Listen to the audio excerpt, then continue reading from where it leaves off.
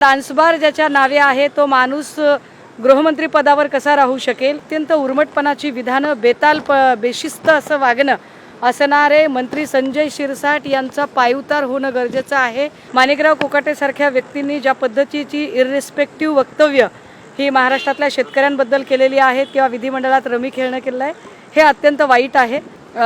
मंत्री नितेश राणे यांची ही तक्रार आणि महत्त्वाचं म्हणजे संदीपान भुमरे यांची ही तक्रार या निमित्ताने झालेली आहे। संजय गायकवाड मारहाण प्रकरण आणि विधिमंडळातील झालेलं गँगवॉर सदृश मारहाण प्रकरण राजभवनावरती तुम्ही दाखल झाला होता, तर गेल्या काही दिवसांपासून मंत्र्यांची जी काही वक्तव्य समोर येतात त्याच्यावर अनेक आमदार नेते यांची सगळ्यांची तक्रारी घेऊन तुम्ही आज महत्त्वाचा जो ऐरणीवरचा मुद्दा होता तो हनी ट्रॅप आणि हनी ट्रॅपशी संबंधित असणारे लोक यांची चौकशी झाली पाहिजे। ज्या पद्धतीचे आरोप प्रत्यारोप होत आहेत त्यामध्ये प्रफुल्ल लोढाची अटक झालेली आहे, मात्र प्रफुल्ल लोढाकडून अनेक माहिती अजून येणं बाकी आहे।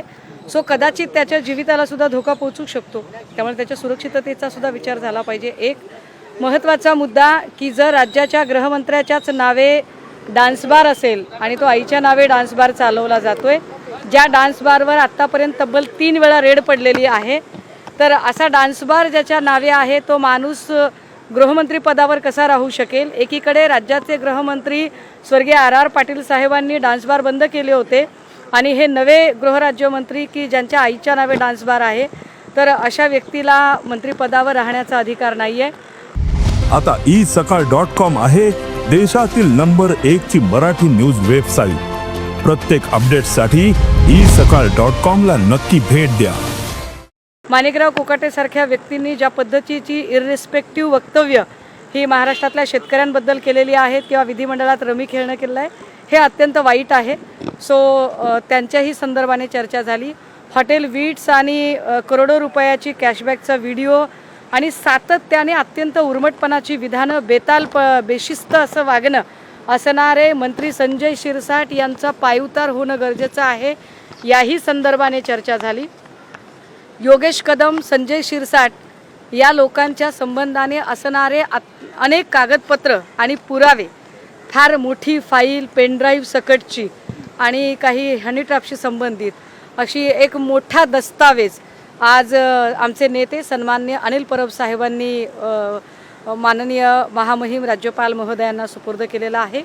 यासोबतच विशेष हक्कभंग अधिकार नोटिशीच्या निमित्ताने ज्या 8 क्राईम ब्रँचच्या पोलीस अधिकाऱ्यांनी माझ्या घरी येऊन एक दहशत निर्माण करण्याचा प्रयत्न केला, त्यांची सुद्धा चौकशी व्हावी या संदर्भाने मी मागणी केलेली आहे आणि त्यांची नावं आणि त्याचे डिटेल्स मी त्यांच्यासमोर ठेवलेले आहेत। याच मध्ये मंत्री नितेश राणे यांची ही तक्रार आणि महत्त्वाचं म्हणजे संदीपान भुमरे यांची ही तक्रार या निमित्ताने झालेली आहे। संजय गायकवाड मारहाण प्रकरण आणि विधिमंडळातील झालेलं गँगवॉर सदृश मारहाण प्रकरण या सगळ्यांमध्ये विधिमंडळाची अप्रतिष्ठा होते। सबब अशा लोकप्रतिनिधींना समज द्यावी, किंबहुना आपण ऑनरेबल चीफ मिनिस्टर यांच्याशी सुद्धा या संदर्भाने बोलावं आणि यावर महामहिम राज्यपाल महोदयांनी सांगितलं की होय, वेगवेगळे न्यूजपेपर्स आणि चॅनलच्या माध्यमातून मला या सगळ्या गोष्टी अवेअर्ड आहे, मला या गोष्टींची माहिती मिळालेली आहे।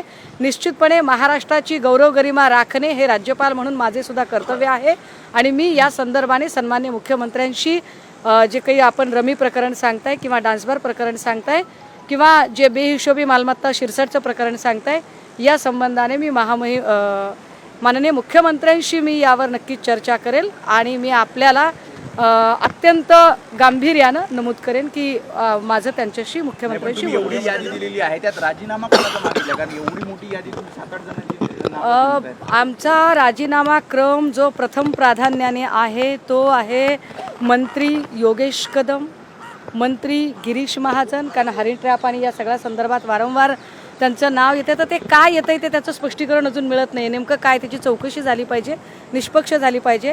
सो मंत्री योगेश कदम, मंत्री गिरीश महाजन, मंत्री संजय शिरसाट, मंत्री माणिकराव कोकाटे, मंत्री संदीपान भुमरे, मंत्री नितेश राणे या लोकांच्या राजीनाम्याची मागणी आम्ही थेट पद्धतीने केलेली आहे। योगेश कदम यांची पाठराखण जे आहे ते उपमुख्यमंत्री एकनाथ शिंदे यांनी केलेली आहे, मी तुझ्या पाठीशी आहे, घाबरू नकोस असं त्यांनी काल म्हटलं। बघा, योगेश कदमांची पाठराखण करताना त्यांच्या वडिलांनी पण पाठराखण केल्याचं मी बघितलं, पण मी ते समजू शकते। आपला तो बबड्या असतो, त्यामुळे बबड्याच्या बाबाला वाटेल की बबड्या वाचला पाहिजे, पण बबड्या आणि बबड्याच्या बाबांनी जी तक्रार बबड्याच्या बाबाचे नेते असणाऱ्या शिंदे साहेबांकडे केली आहे, तर शिंदे साहेबही हे जाणतात की या राज्यामध्ये डान्स बार बंद करण्यासाठी स्वर्गीय RR पाटील साहेबांनी काय मेहनत घेतली होती आणि गृहराज्यमंत्रीपदाचा एक मोठा मैलाचा दगड त्यांनी रोवून ठेवलेला होता. मात्र आत्ता जे काही चाललंय बबड्या आणि बबड्याचा बाबा, त्यामुळे या दोघांचीही गच्छंती होणं अत्यंत गरजेचं आहे. आणि मला खात्री आहे की उपमुख्यमंत्री एकनाथ शिंदेजी त्या संबंधाने निश्चित गांभीर्याने चर्चा करतील. खरं तर त्यांच्याही खात्याच्या आता मला वाटते अधिकाऱ्यांच्या चर्चा आणि चौकशा चालू आहेत. मुख्यमंत्र्यांकडून ऍक्शन दिसत नाहीये, मुख्यमंत्र्यांकडून ऍक्शन दिसत नाहीये, मात्र तुम्ही राज्यपालांच्या संजय शिरसाटांचं नाव मी 3 वेळा घेतलं. संजय शिरसाटांचं नाव हे आमच्या यादीमध्ये 3ऱ्या क्रमांकाचं नाव संजय शिरसाटांचंच आहे. पहिले योगेश कदम, दुसरे गिरीश महाजन, तिसरे संजय शिरसाट. भेट घेतलेली आहे. वाटतं का राज्यपालांकडून तुम्हाला न्याय मिळेल? राज्यपालांकडून न्याय मिळेल असं वाटतं का? समोर आलेलं आहे. खडसे यांचे जे जावई होते ते मद्यपान केल्याचं उघड जे आहे त्या अहवालात समोर आलं. नाही, एक लक्षात घ्या, त्यांनी मद्यपान केलं. मद्यपान करणं गुन्हा आहे असं काही असायचं कारण नाही. मद्यपान करणं जर गुन्हा असेल तर मद्य विक्रीचा निर्णय शासनाचा आहे. मग शासनाने काय करत आहे? मुळात एका हाऊस पार्टीला रेव पार्टीचा बनाव करून त्याला रेव पार्टीचं स्वरूप देणं हे चूक आहे. ज्या पद्धतीची ही रेड झाली आहे त्याची सगळी जर क्रोनॉलॉजी समजून घेतली तर आपल्या लक्षात येईल की संजय राऊत साहेब आधी आरोप करत होते, मग संजय राऊत साहेबांवरती जेल कारवाई झाली. नवाब मलिकांनी असे आरोप केले, नवाब मलिकांवर कारवाई झाली. आता एकनाथ खडसे आणि गिरीश महाजन यांच्यामध्ये कोल्ड वॉर रंगलेला आहे. या कोल्ड वॉरची अनेक उत्तरं अजूनही महाजनांनी दिलेली नाहीत. महाजनांना जे प्रश्न विचारले होते की हॉटेल ट्रायडंटमध्ये आपण प्रफुल्ल लोढाला भेटायला गेला होतात का, गेलात तर का गेलात, आपलं असं काय नेमकं काम होतं, आणि या सगळ्या प्रश्नांची उत्तरं अजूनही गिरीश महाजनांनी दिलेली नाहीत. उलट पक्षी 4 दिवस मौन बाळगणाऱ्या गिरीश महाजनांनी काल ज्या तत्परतेने पत्रकार परिषद घेण्याचा प्रयत्न केला हे अत्यंत वाईट. महायुतीने प्लॅन बी तयार केला. महायुतीने प्लॅन बी तयार केलाय. प्लॅन बी मध्ये जर ठाकरे बंधू एकत्र आले तर महायुती काही महत्वाच्या महापालिकेच्या जागा बघा, महायुती ही 24/7 राजकारणाचा विचार करणारी आहे. कालचा दिवस आमच्यासाठी राजकारणाचा विचार करणारा नाही, तर आमच्या नेत्याच्या वाढदिवसाचा होता. यामध्ये सन्मान्य मनसे प्रमुखांनी येऊन शुभेच्छा देणं हा एक दुग्ध शर्करा दुधात साखर पडण्याचा योग होता. कालचा सोहळा हा अत्यंत कौटुंबिक सोहळा होता. आम्ही त्याला पक्षीय राजकारणाच्या पलीकडे जाऊन बघतो आणि मला असं वाटतं की या सगळ्या संबंधाने